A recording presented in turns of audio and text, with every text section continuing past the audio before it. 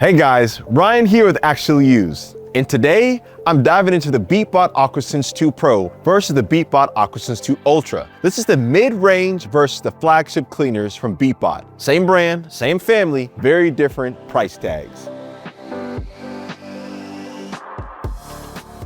So the obvious question is, what does extra money actually get you? And more importantly, is either one of these worth it when you stack them up against the corded competition? I bought both. I tested both. I hooked up both of them to my manometer and get the suction data at the intake. And honestly, the results surprised me, especially on the Ultra, but not in a good way. So before you spend $2,000 or $3,000 on a cordless pool robot, you're gonna wanna hear this. Let's get into it. Price and value. What are you actually paying for? Let's start with the sticker shock. The AquaSense 2 Pro comes in at around $2,000. The Ultra, $3,000. That's not a typo.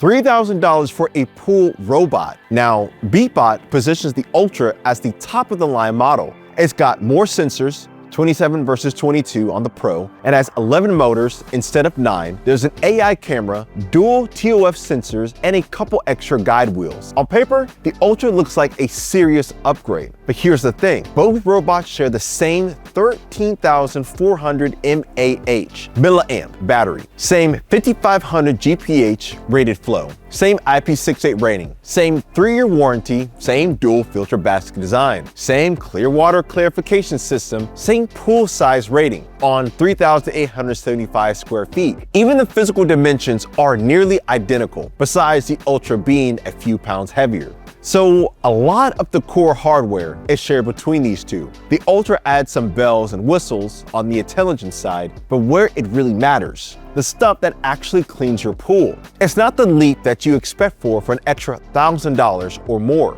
Suction power, manometer testing. All right, this is the section I know you guys come here for, the manometer test. The suction data measured at the intake under the same conditions in the same pool. If you're new here, a manometer is a device that measures suction pressure in water. It's the most objective way to compare how a robot is actually pulling debris off the floor of your pool. So here's what I got in my testing. The AquaSense 2 Pro pulled 1.5 PSI of full charge, respectable for a cordless unit. Not great, but not terrible either. The AquaSense 2 Ultra, 1.2 PSI. Yeah, you read that right. The $3,000 flagship model tested lower than the $2,000 mid-range model. I ran it multiple times to make sure, same results. Now, how does that happen? I'm personally not too sure. Maybe it's just my unit, but that's as high as it went in my test. And here's the real kicker. Let's compare these to a couple of the top corded robots I've tested. The Dolphin Premier pulls about 2.2 PSI consistently. The Dolphin Quantum comes around 2.0 PSI. Both of these are corded, which means the numbers don't fade. It's constant from the first minute to the last. So the Premier has roughly 47% more suction than the Pro, and over 83% more than the Ultra. And the Premier costs around $1,500. That's less than either Beatbot, and way less than the Ultra. Filtration, premium price, basic filters. Both the Pro and Ultra come with a dual layer basket system. On the Ultra, you get slightly larger capacity, 4.0 liters versus 3.7 liters on the bigger baskets. Filter density is the same between the two, 150 microns plus 250 microns on the larger basket and 250 microns on the thinner one. Now, 150 microns is fine for everyday stuff, leaves, larger debris, that kind of thing. But it's nowhere close to what a nanofilter on the Dolphin Premier or the Sigma can do. Those nanofilters are catching particles you can't even see. The kind of dust, pollen, and silt that makes the difference between a pool that looks clean and a pool that actually is clean.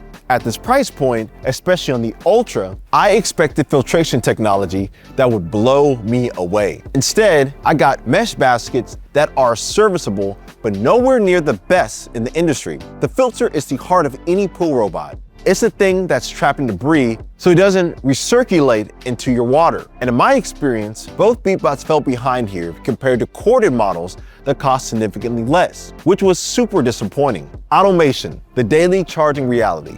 This is the part that really gets me. Both of these are cordless and both share the same 13,400 milliamp battery and both require the same daily routine. You drop the robot in the pool, it runs a cycle, then you pull it out. Carry a dripping 25 to 29 pound robot across your deck, line it up on the charging dock, and wait several hours for it to recharge. That's 2 interactions per day. Multiplied by 7, that's 14 times a week you're messing with your pool robot. If each one takes 5 minutes between hauling out and getting it set up, that's over an hour a week of pool robot management. Compare that to a corded model with a weekly timer. The Dolphin Premier or Sigma stays in the pool. It turns on automatically. Every day on the schedule you set. You empty the filter maybe once a week. That's 1 interaction, 5 minutes. Done. So here's the interaction math. 14 interactions per week with either Beatbot.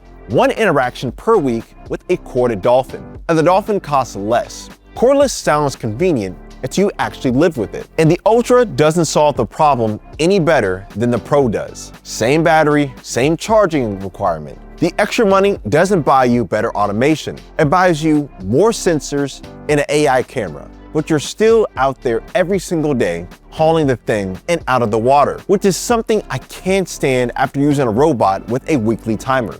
App and smart features, where the Ultra tries to justify its price. To be fair, the Ultra does bring some upgrades over the Pro. The Hybrid Sense AI pool mapping with the AI camera and the dual TOF sensors is more advanced than the Pro systems. You get 27 sensors versus 22.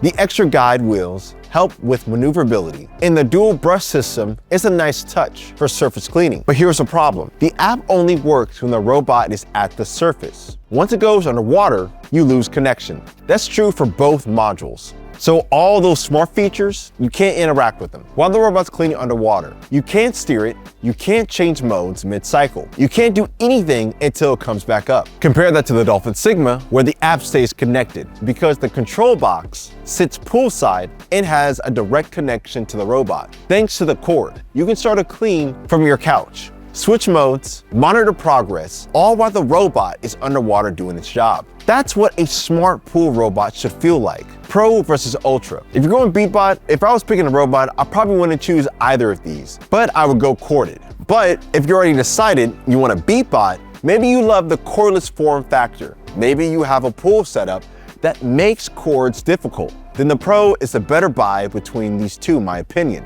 It tested with more suction power. It's lighter and easier to handle. It's cheaper and you're getting the same battery, similar filtration, and the same daily charging routine. Either way, the Ultra's extra sensors and AI camera sounds impressive on a spec sheet, but it didn't translate to a meaningfully better clean in my testing. You're paying a premium for technology. The bigger picture, should you go cordless at all? Beatbot makes a good looking product with same marketing ideas. The wireless charging dock is cool, the AI mapping is ambitious. And for a cordless robot, the Pro's 1.5 PSI is decent, but decent is a tough sell when you're spending over $2,000, and it's an even tougher sell at $3,000. In my testing, corded robots from Dolphin's Pro line consistently outperform both Beatbot in suction power, filtration quality, and true set it and forget it automation.